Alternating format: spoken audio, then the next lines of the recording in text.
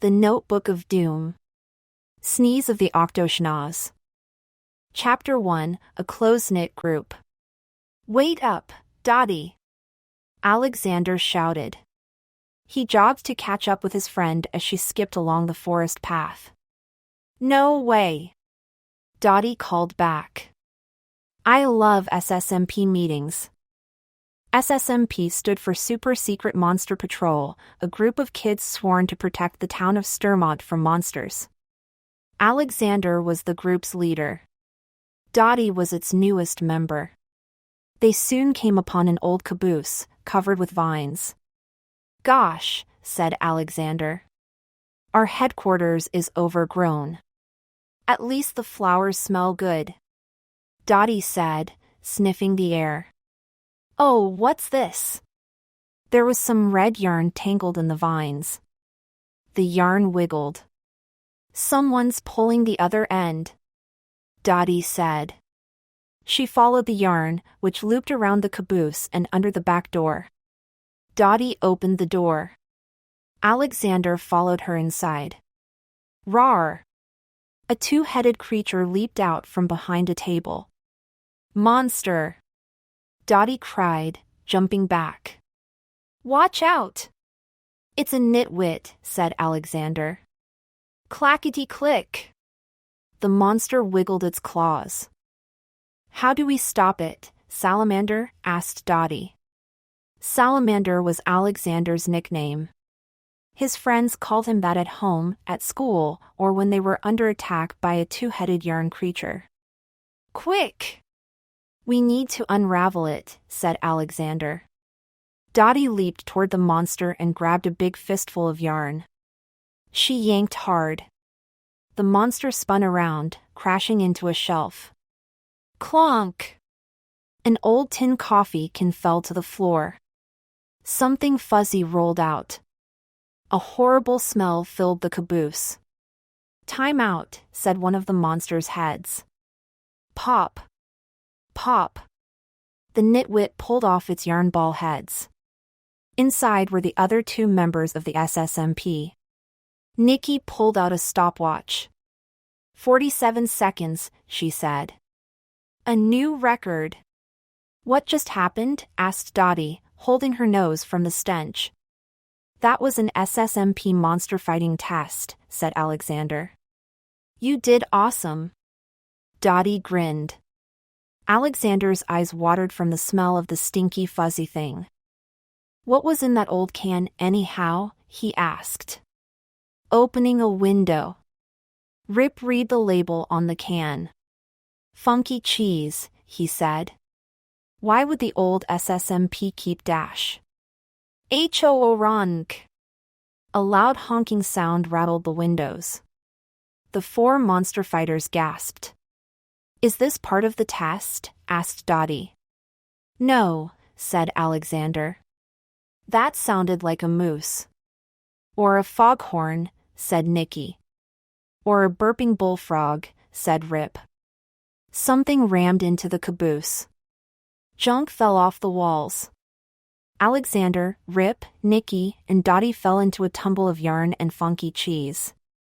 A pointy gray horn punched through the wall, then ripped back out, leaving a huge hole.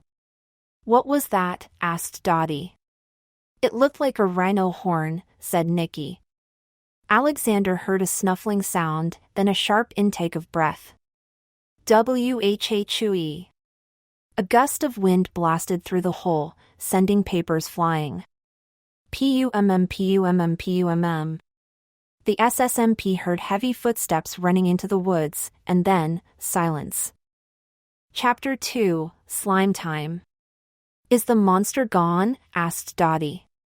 Rip stuck his head through the giant hole in the wall. No sign of it, he said. Come on, said Alexander. Let's see how bad this looks from the outside. I'll use our new emergency exit, said Rip. He jumped through the hole, hitting the ground with a splat. Alexander, Nikki, and Dottie used the door. Are you all right, Rip? Asked Alexander. Nikki started laughing. Rip was lying in a pool of drippy green slime. Join me for a swim? He asked. Bletch, said Dottie. Slime is everywhere. And it ruined the flowers. The monster with the horn must have made this mess, right? Asked Nicky. Yes, said Alexander, quickly unzipping his backpack. He paused. And then re-zipped it.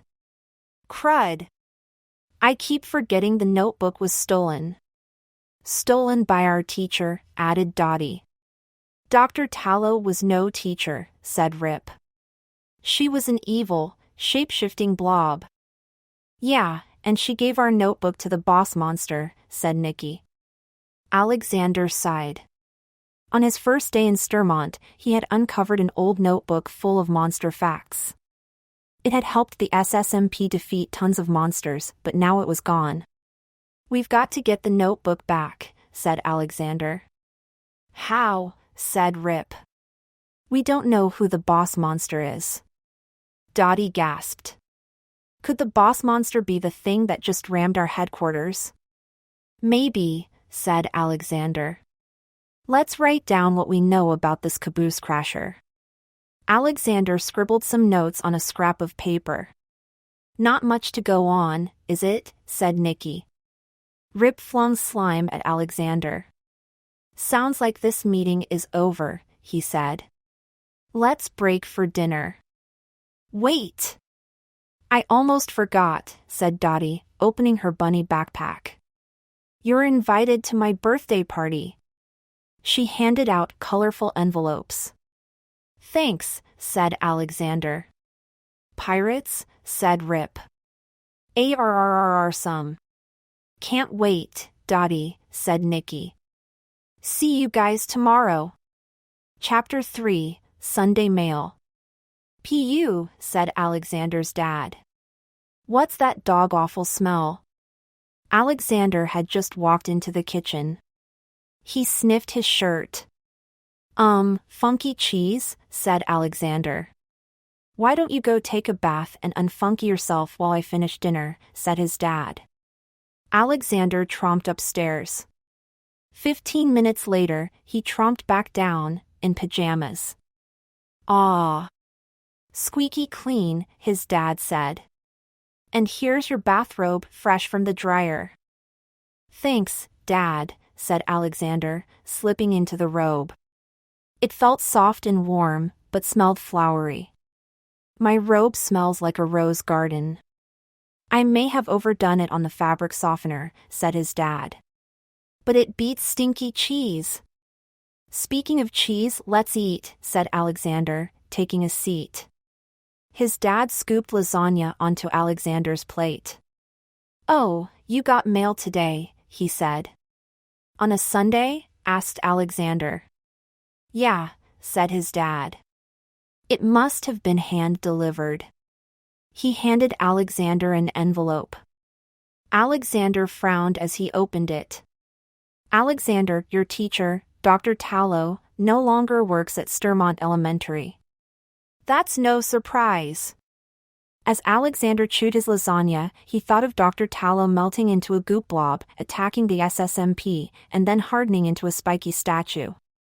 Therefore, her students have been moved into other classrooms. You, Alexander, will now report to my office on the 13th floor for one-on-one lessons.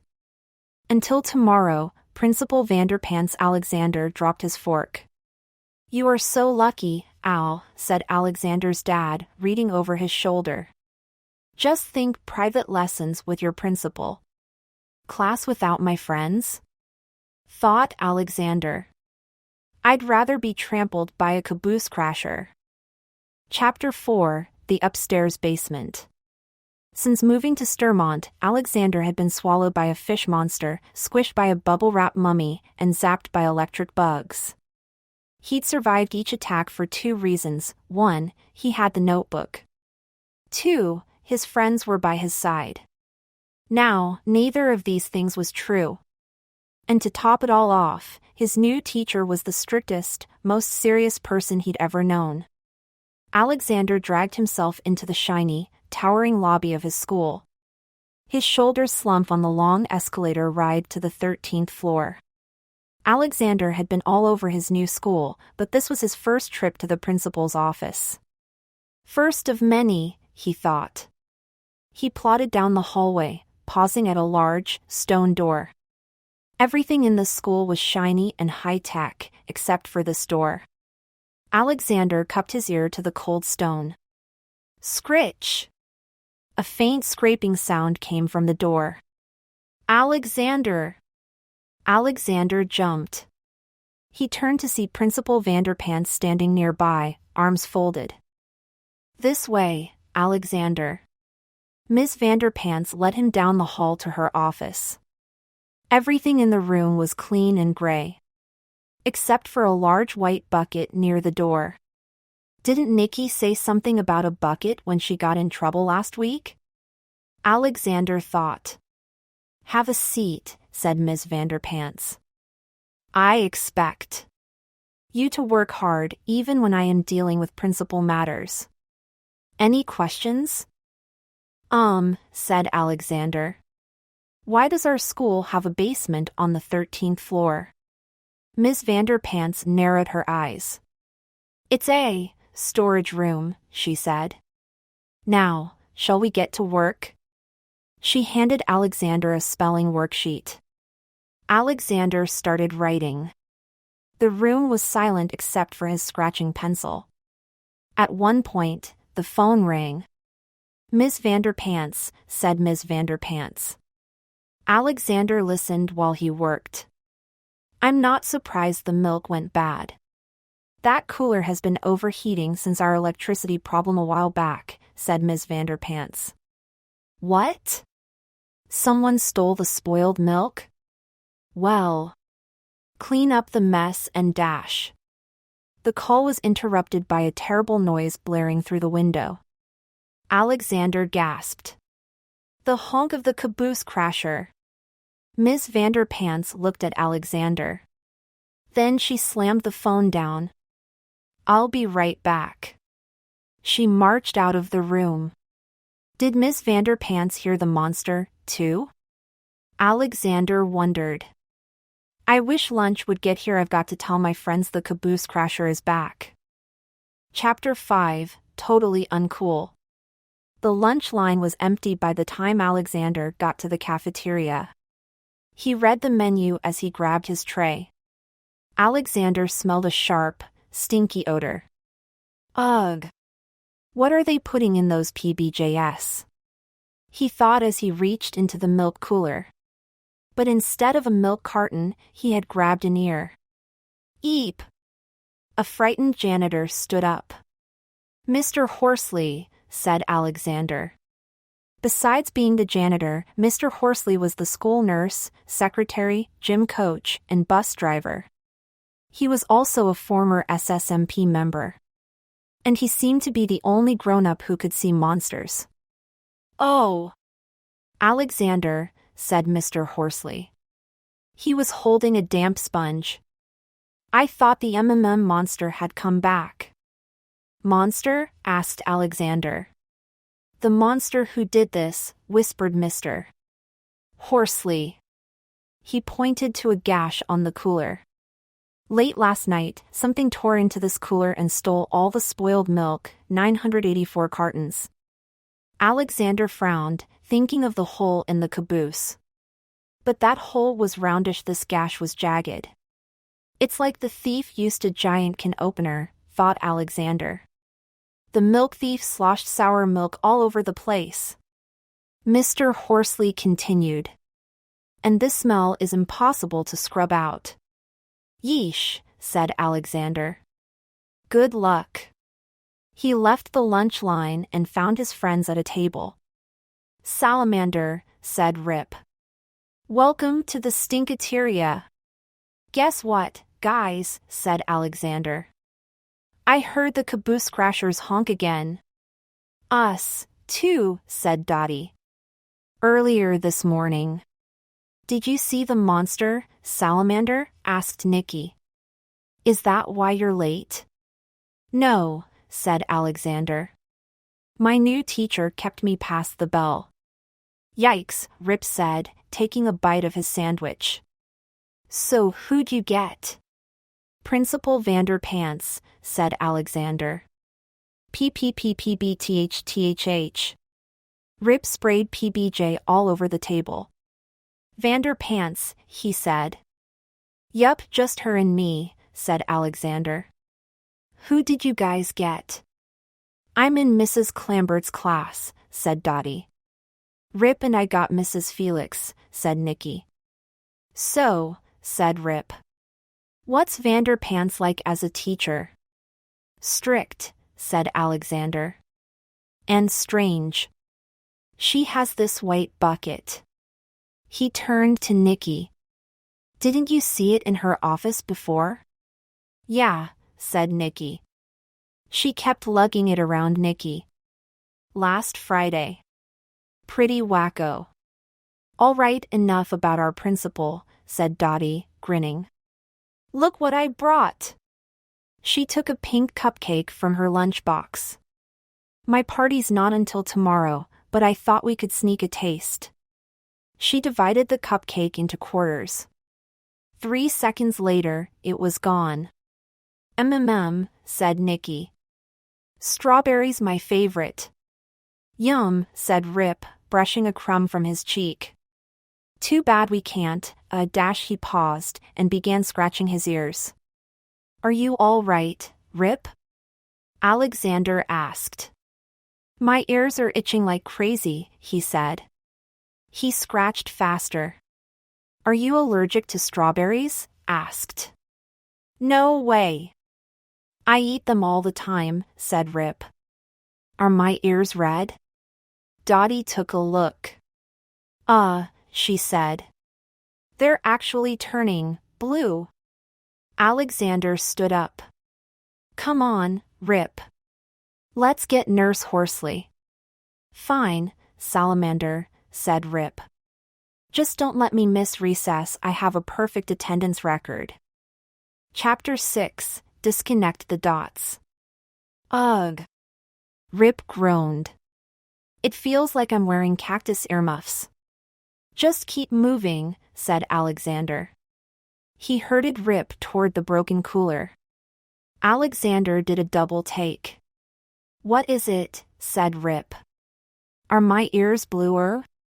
He looked at his reflection in a spoon. Now his face was covered in blue spots. What is happening to me? Rip yelled. And where is Horsley? Mr. Horsley popped up, holding his smelly sponge. Here I am. He saw Rip's polka-dotted face and yelped, squeezing stinky water onto the floor. Come with me, he said. The 3 of them rushed to the nurse's office. Mr. Horsley tossed the sponge in a corner, washed his hands, and put on a stethoscope. Okay, said Mr. Horsley at last. I'm no doctor, but he paused. He and Alexander were both staring at Rip, wide-eyed. What now? Said Rip. Said Mr. Horsley. Those blue spots are gone. And your ears are both back to normal, said Alexander. Hello, handsome, said Rip, smiling at himself in the mirror. But what happened? Mr. Horsley frowned. I'm not sure. Are you allergic to anything? No, said Rip. Mr. Horsley pulled out a medical book. Let's see. Blue spots. Aquamarine bumps. Navy freckles. He closed the book. Nothing. H-O-O-R-O-N-K. B-L-A-M. The door slammed shut. Eep. Mr. Horsley dove under the cot. He looked toward the door. WH, where did my sponge go? Alexander ran to the door. The stinky sponge was gone. Yuck, said Rip. Who would steal a grody old sponge? Then the bell rang. Chapter 7, Rotten Eggs. That afternoon, Alexander did his math, science, and reading with no bathroom breaks. Ms. Vanderpants didn't let him leave until 20 minutes after the final bell. Good enough for your first day, Alexander, said Miss Vanderpants. You may leave. Rip and Nicky were waiting for Alexander in the lobby. Sorry I'm late, said Alexander. Poor salamander, said Nicky. Principal Vanderpants is really working you. The three friends walked a few blocks in silence until Rip whooped with joy. A garbage truck, he shouted, pointing down the street. Let's go watch it crush stuff. They made their way to the truck, which was surprisingly clean. And totally empty. The trash collector was scratching her head. Shoot, said Rip. There's no trash to smash. You're telling me, said the trash collector. Every can on this route was empty. Somebody must have dumped them before I came along. Alexander raised an eyebrow. It stayed raised for the rest of the walk home. A clean garbage truck, he said. Empty trash cans? Something stinks about all this. You mean something doesn't stink, said Rip. Alexander rolled his eyes. Guys, watch out for caboose crashers. I'll see you tomorrow. He cut across his yard. Slam! His dad burst onto the front porch. He held a yellow bowl in one hand and his nose with the other. Stand back, Al, he shouted. He raced to the trash can, tossed the bowl inside, and slammed the lid shut. What's so stinky, Dad? Asked Alexander. My homemade tuna salad, Alexander's dad said, wiping his brow. The eggs had gone bad. Also the tuna. The mayo, too, now that I think of it. He patted his son's head. So we're ordering pizza. This reminds me of last week's meatball disaster, mumbled Alexander. Yeah. Hey, I'll race you to the door, said his dad. Last one there is never mind. Alexander headed inside and flopped down on the couch. His nose wrinkled. The whole house smelled like rotten tuna salad. What a stinky day, he thought. My one-on-one class stinks. Rip's blue spots stink. The tuna salad really stinks. He quickly sat up. The milk cooler was stinky, too, and the funky cheese yesterday. Could the caboose crasher be connected to stinky stuff? He made some notes. The caboose crasher can't be a skunky monkey, Alexander thought as he wadded up the scrap paper. I really wish I had the notebook. Chapter 8, Clash in the Trash. K.A. Plash. A crashing sound woke Alexander in the middle of the night. Is the neighbor's dog in our trash again? He thought. Alexander grabbed a flashlight and threw on his rose-scented bathrobe. Then, he tiptoed downstairs and out the front door. He swung his flashlight around. The trash can was on its side. Even though the lid was shut, Alexander could smell the rotten egg and tuna salad inside. Grunt, grunt, grunt.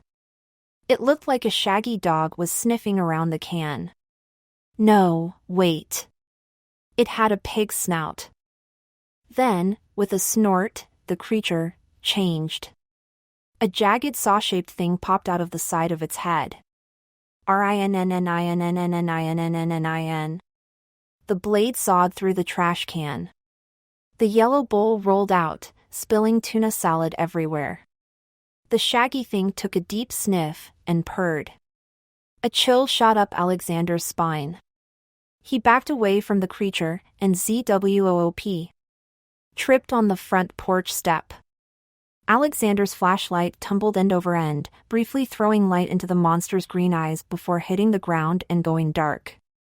Alexander felt around in the grass for his flashlight. The monster reared up, dark against the moonlit fog. The saw-blade thing was gone. Now the monster had a pointy gray horn. A rhino horn, thought Alexander.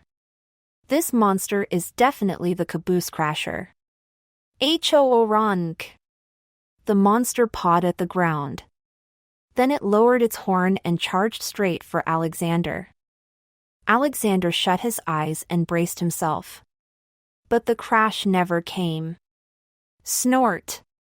Snarf. Arf. The monster whimpered. Alexander could feel its breath as it sniffed his sleeve and chest. Then it inhaled a long, raspy breath, and the monster sneezed all over Alexander, showering him in slime. Yerarg! Alexander jumped up, opening his eyes. He thought he'd be nose to nose with the monster. But it had run off, leaving behind a trail of snot. Chapter 9, Smelly Clues. As Alexander arrived on the 13th floor the next morning, he saw Principal Vanderpants. She was carrying the white bucket. Clouds of steam were rising from it. What could be in that bucket? He wondered. He pretended to use the water fountain as he watched his principal. She set her bucket down near the upstairs basement door.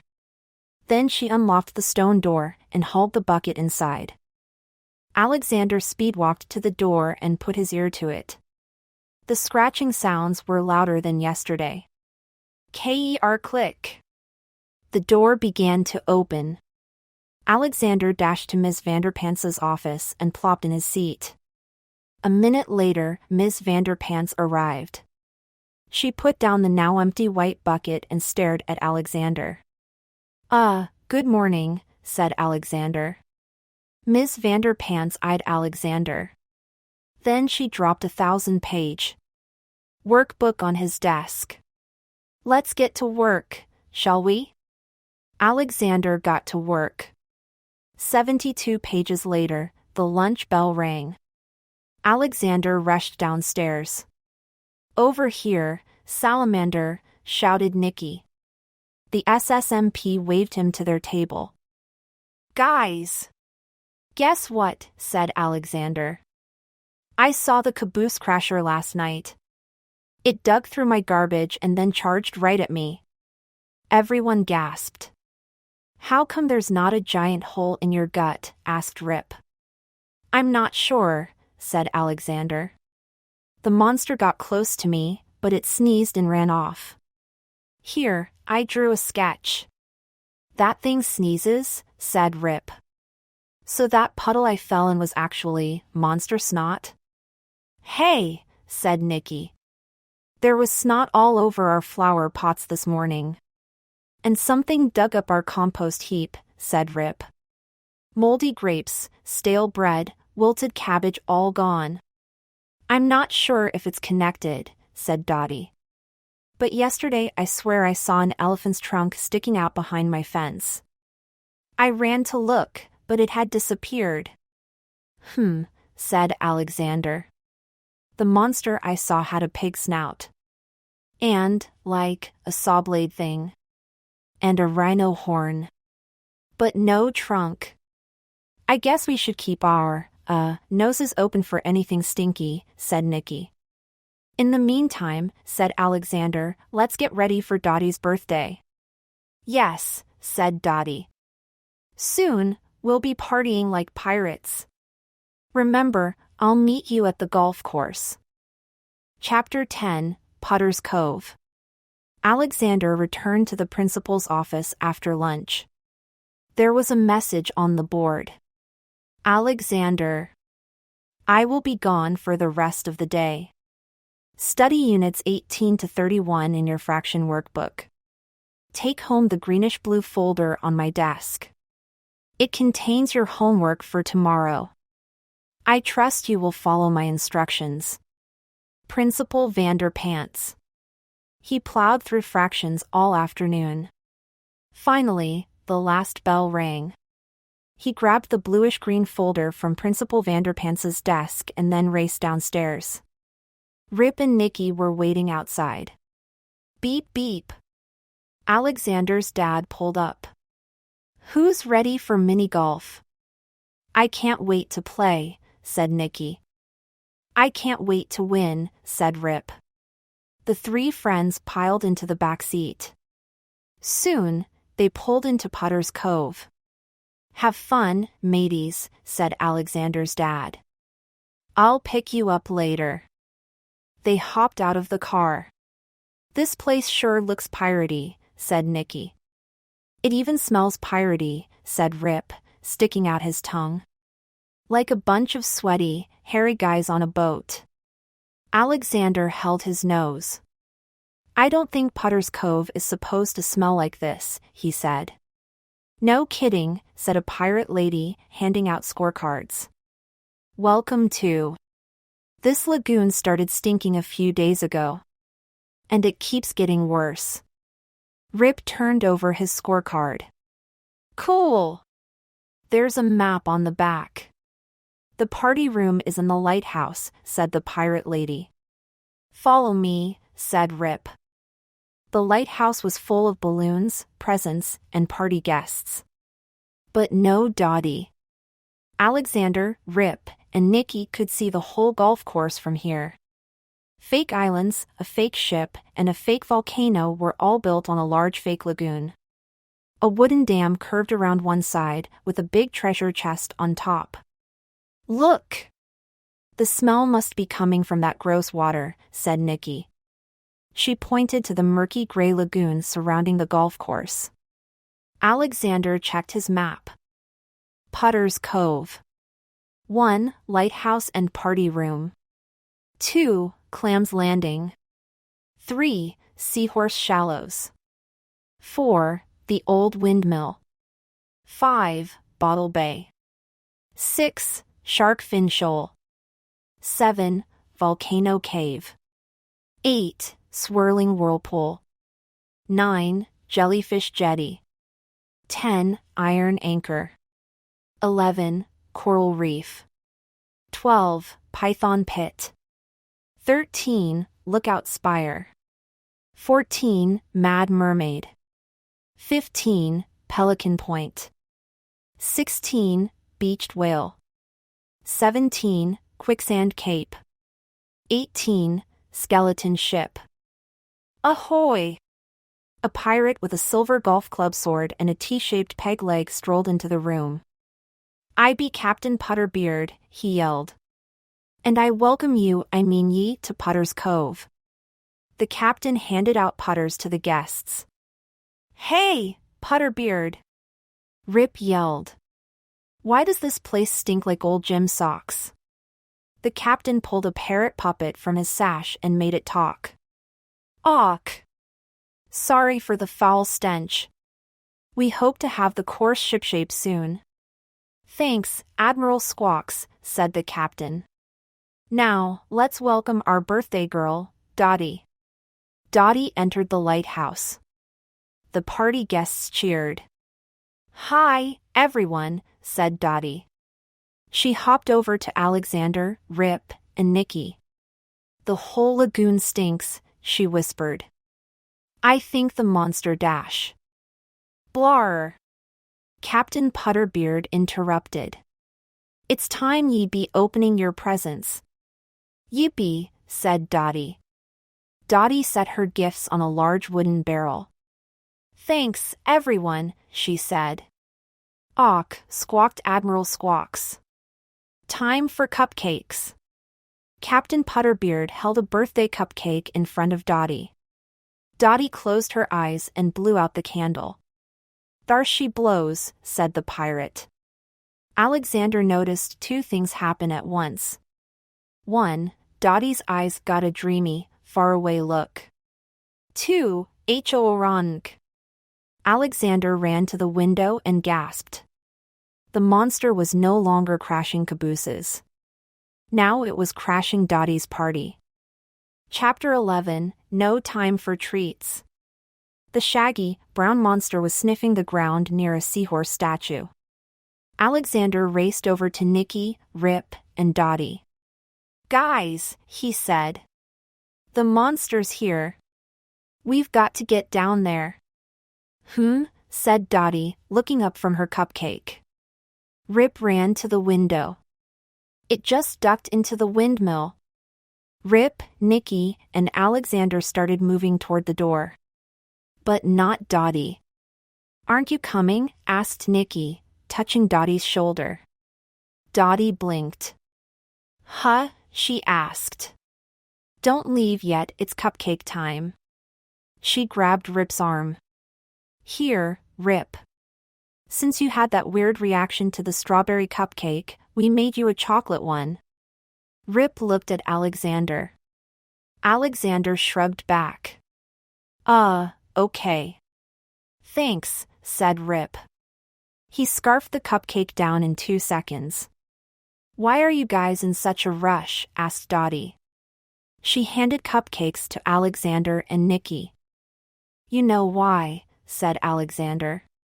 He made claw hands and said under his breath, the monster, Dottie. The lobster? Said Dottie. No, said Rip, tossing his cupcake wrapper aside. The monster. The one salamander saw last night. Dottie laughed. There's no such thing as monsters. I love playing SSMP with you, but it's just a game like with the nitwit. She winked at Alexander. Then she passed out cupcakes to the rest of the guests. Rip looked at Alexander and Nikki. What's up with her? He asked, scratching his ear. Chapter 12, Look Out Below. Ding ding ding. Captain Putterbeard rang a bell mounted on the wall. Grab your putters, mateys. It's golf time, he shouted. The partygoers followed him downstairs. So what's the plan, Salamander? Asked Nikki. I guess we pretend to play mini-golf while we search for the monster, said Alexander. We'll start at the windmill dash. He froze. Rip, your ears are blue again. Nuts, said Rip. He clamped his hands over his ears. You must be allergic to all cupcakes, said Nikki. You shouldn't have eaten the whole thing. Yesterday, you were splotchy from just one bite. I'm sure I'll get better, he said. Like yesterday. The golfers split up. Alexander, Rip, and Nikki were grouped together, while Dottie played with her cousins. Alexander's group ran from hole to hole, looking for clues. Rip saw something brown and shaggy in the cave at hole number 7, but it was just a fake gorilla. Nikki slipped on a snot puddle near the anchor at hole number 10. Looks like we're getting warmer, she said. And stinkier, said Rip. This lagoon is a dump. Ho-o-ronk. Another honk, said Alexander. Nikki checked the treasure map. It came from the python pit at hole number 12. No way, said Rip, yanking the map away. It came from that giant telescope at hole number 13. Incoming, said a voice. Plop. A purple golf ball landed in the snot puddle. Oh, hey. Dottie hopped across the bridge and picked up her ball. Are you having fun? She asked. Ho-o-ronk. The honk startled Alexander, Rip, and Nikki. But Dottie kept smiling. Didn't you hear that? Asked Rip. Hear what? Asked Dottie. The monster, cried Alexander. He pointed to the treasure chest up on the dam. The huge, shaggy beast stood beside the chest.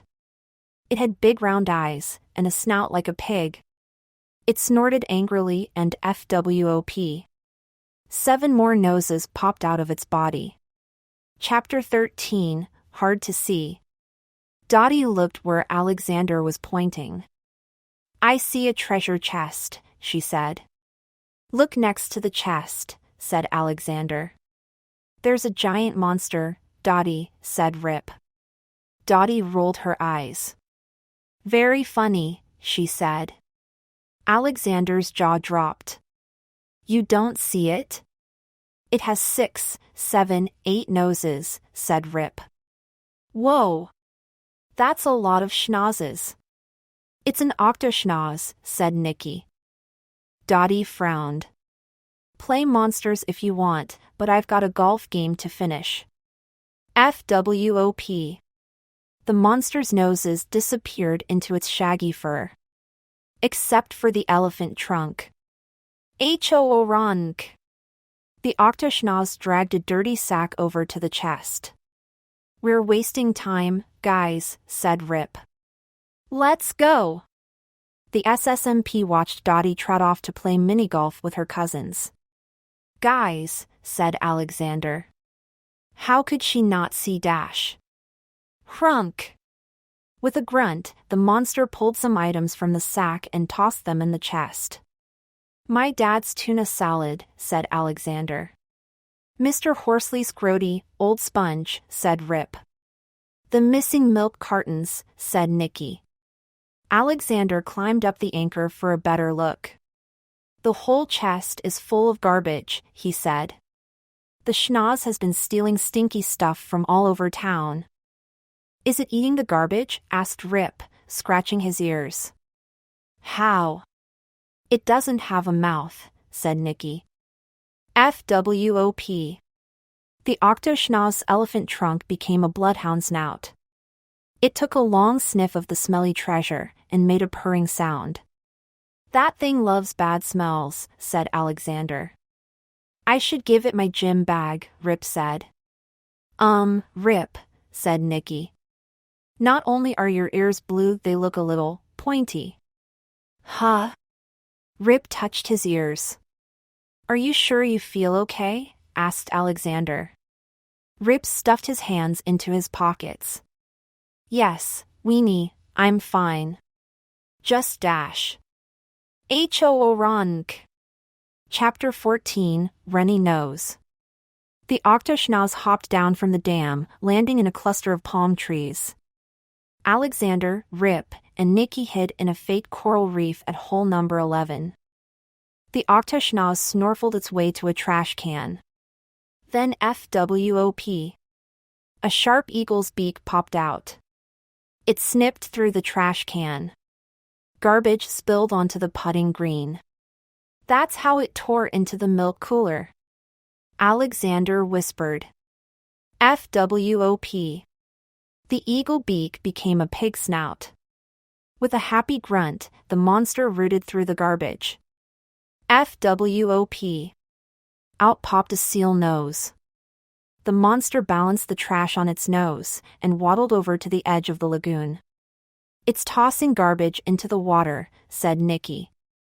The Octoschnoz looked out at the floating garbage and made an oinky snort. It sounds happy, said Rip. Then the monster looked across the bay and stopped oinking. It was staring at a skeleton ship with a huge cannon. The monster began hopping and grunting. Why is it so worked up about that ship? Said Nicky. Rip scratched his ears. Cannons don't smell bad, do they? Rip, your blue spots are back, said Alexander. Maybe we should dash. Not now, said Rip. Let's go get this odor eater. Alexander, Rip, and Nicky watched the Octoschnoz charge toward the ship. The monster trampled a field of tropical flowers and began to whimper. It steered away from the flowers and continued toward the ship. Nicky snapped her fingers. I have an idea. She got to her feet. I'll meet you on the ship. Nicky turned and ran toward the lighthouse. Chapter 15, Snot a Good Idea. Alexander and Rip had no trouble following the Octoschnoz, thanks to its excited grunts. They followed the monster from the mermaid statue to the pelican roost to the beached whale. But the Octoschnoz was always one snort ahead of them. Alexander and Rip chased the monster past Dottie and her cousins, but none of them seemed to see the monster. Nor did they seem to notice Rip's blue spots and pointy blue ears. We're closing in on it, Rip, yelled Alexander. Rip didn't say anything. The Octoschnoz raced along the path. It gave a happy snort as it scampered aboard the skeleton ship. Keep up, Rip, said Alexander. Alexander looked back. Rip was running strangely now, hunched over and dragging his knuckles on the ground. His blue spots were much bigger than yesterday. Oh no, said Alexander. Here, Rip,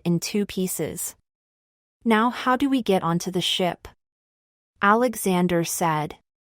The monster ran to the ship's rusty cannon. FWOP. It switched to a humongous human nose. It pressed one nostril shut with its elephant trunk and blump. It dropped a bowling ball-sized booger into the cannon's barrel. So gross, said Alexander. The octoschnoz pointed the cannon across the lagoon, directly toward the dam. The monster plugged its elephant trunk into the back of the cannon and blew hard. Ho-orank! The booger bomb sailed over the lagoon. Blammo! It slammed into the dam. A crack appeared, running all the way up the dam to the giant treasure chest on top. The chest tipped over, spilling 2 tons of garbage into the lagoon. "No!" yelled Alexander. The monster loaded another booger into the cannon. "Rip, the octoschnoz is going to destroy the dam," Alexander said. "If that happens, this nasty water will flood the town. Who knows what kind of monsters that would attract?" Rip didn't answer. Instead, he closed his eyes, arched his back, and roared. Alexander gasped. His best friend was a monster. Chapter 16, Common Sense. Monster Rip leaped to the deck of the skeleton ship. "Whoa," said Alexander. Wham! Monster Rip threw a monster punch, knocking the octoschnoz into the ship's mast. The schnoz aimed its nostrils and fired twin booger blasts. Bloomp bloomp! Monster Rip batted the boogers away with his massive fists. The monsters circled each other, growling. "There are 2 monsters," shouted a voice. Nikki was standing on a boulder, holding a rope connected to the ship's mast. She swung onto the ship's railing. "Hey, where's Rip?" she asked. "That blue monster is Rip," Alexander yelled. "Now help me up." Nikki tossed down her rope, and Alexander climbed aboard. The monsters let out a battle roar. Actually, one roared. "Greyower!" The other honked. "Ho-orank!" Then they lowered their horns and charged. The pirate ship rocked from the monster collision, sending waves across the lagoon. The octoschnoz staggered backward. Ding! It hit its head against a bell and fell to the deck. Monster Rip was dizzy, too. He stumbled sideways and slipped on a snot puddle. Nikki and Alexander ran over. "Are you okay?" asked Nikki. Rip shook his head a few times. He was back to normal. "What happened?" Rip said. "Did I just transform into a monster and knock out the octoschnoz?" said Alexander. "Yup." "What the heck was in Dottie's cupcakes?" Rip asked. Snarf! The octoschnoz hopped to its feet and staggered toward Rip. "You leave Rip alone, Schnozzy," said Nikki, pulling a small bottle from her pocket. "Or I'll give you a whiff of jasmine rosebud surprise." The monster stomped forward. Nikki ran to the octoschnoz and aimed the bottle straight up its largest nostril. PSSSHT PSSSHT. She sprayed a double pump of Dottie's birthday present. The monster sniffled. Its eyes watered. It took a few loopy steps backward. "The octoschnoz's weakness is flowers," said Nikki.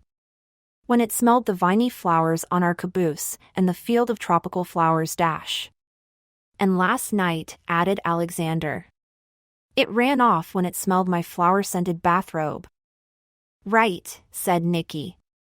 "Flowery smells make the octoschnoz have a big, fat," the monster inhaled, long and deep. Aw. Aw. Ah. Sneeze, said Rip. Abandon ship, shouted Alexander. The SSMP dove overboard. The Octoschnoz blasted a hurricane sneeze that filled the sails on the pirate ship. The ship flew across the lagoon, propelled by the powerful sneeze. Crunch! It rammed into the volcano. A giant skull fell onto the ship, flattening the Octoschnoz. The monster exploded like a hairy water balloon. Snot rained down on Potter's Cove, making all 18 putting greens a bit greener. Alexander, Nicky, and Rip swam ashore. They were tired, beat up, wet, and stinky, but they were alive. Across the harbor, they could see Dottie still golfing with her cousins. I guess this means the SSMP is back to 3 members, huh? Said Alexander. It sure looks that way, Nicky agreed. And the boss monster still has the notebook, said Rip.